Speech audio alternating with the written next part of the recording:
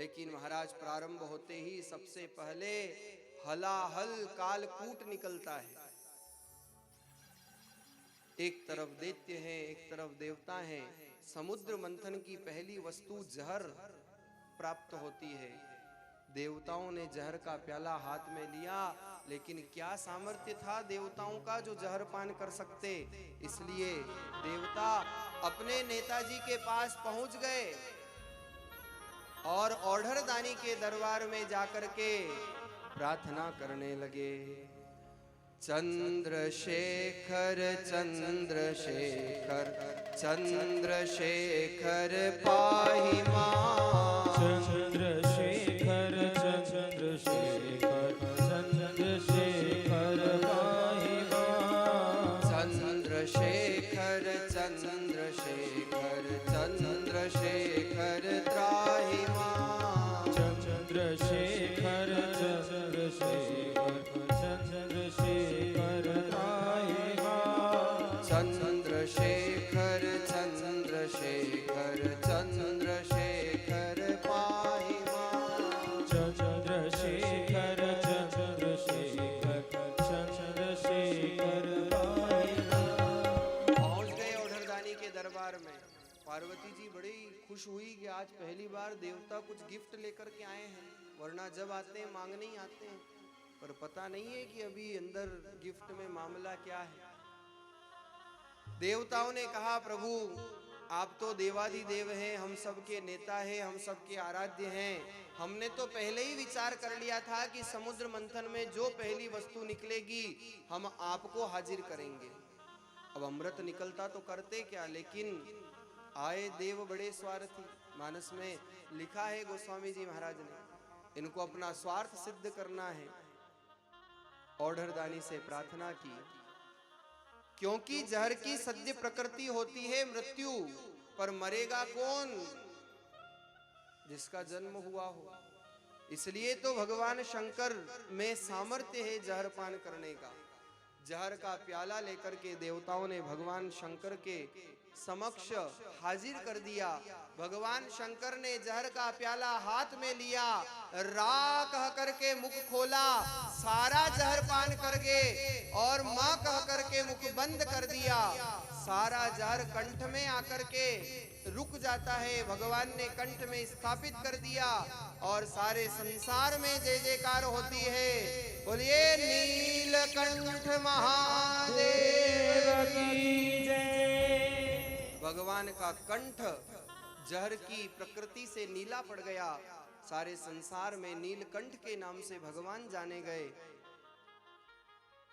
भगवान शंकर ने जहर पान करना सिखाया है।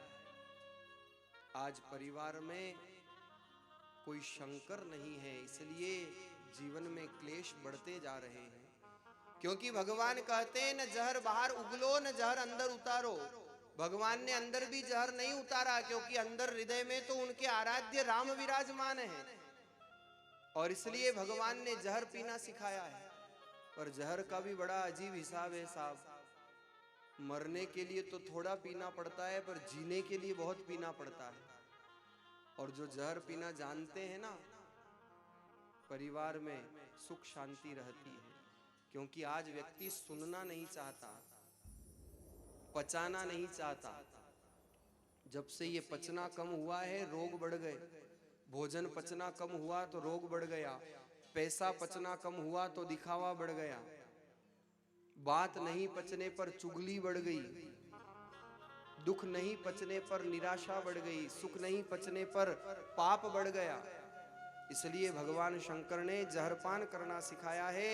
आज समाज में, परिवार में एक शख्स शंकर की तरह जहरपान करने वाला होना चाहिए, जो परिवार के समक्ष अपनी धैर्यता का परिचय दे, अपने विवेक का परिचय दे। धन्य है भगवान औढ़रदानी जिन्होंने जहरपान किया। भगवान ने तो उस युग में जहरपान किया, लेकिन धन्य है कलयुग की वो मीरा और ये मीरा की धरती जिसने जहर का प्याला जैसे देवताओं ने भगवान शंकर को हाजिर किया, मीरा जहर का प्याला हाथ में रख करके हंसते हंसते मुस्कुराते हुए पान कर गई। दौलत छोड़ी, दुनिया छोड़ी, सारा खजाना छोड़ दिया और श्री कृष्ण की दीवानी मीरा ने राज घराना छोड़ दिया, राज घराना छोड़ दिया। मेरे तो गिरधर गोपाल दूसरों और न कोई। और जिस दिन दिल के दरवाजे पर नाम लिखा गिरधारी का, मीरा कहती है दुनिया वालों मैं सच कहती हूँ, मुसीबतों ने आना छोड़ दिया, मुसीबतों ने आना छोड़ दिया। एक बार उस पर विश्वास तो करके देखो। अरे जहर की विभत्सता पूछनी है तो भगवान शंकर से पूछो, क्योंकि मीरा से पूछोगे तो अमृत ही बताएगी, क्योंकि बाल भी बाका नहीं हुआ मीरा का। बेर स्वाद में कैसे थे ये शबरी से पूछो, राम जी से पूछोगे तो मीठे ही बताएंगे। इसलिए धन्य है वो भक्ति वीरांगना। लोग कहते थे मीरा तुम राग में नहीं गाती हो। मीरा कहती थी मैं जानती हूं मुझे राग नहीं आती, क्योंकि मैं राग में गाऊंगी तो संसार रीझेगा। अरे मैं तो उस सांवरिया के अनुराग में गाती हूं, क्योंकि अनुराग में गाऊंगी तो मेरा सांवरिया रीझेगा, मेरा ठाकुर रीझेगा। संसार रीझे या न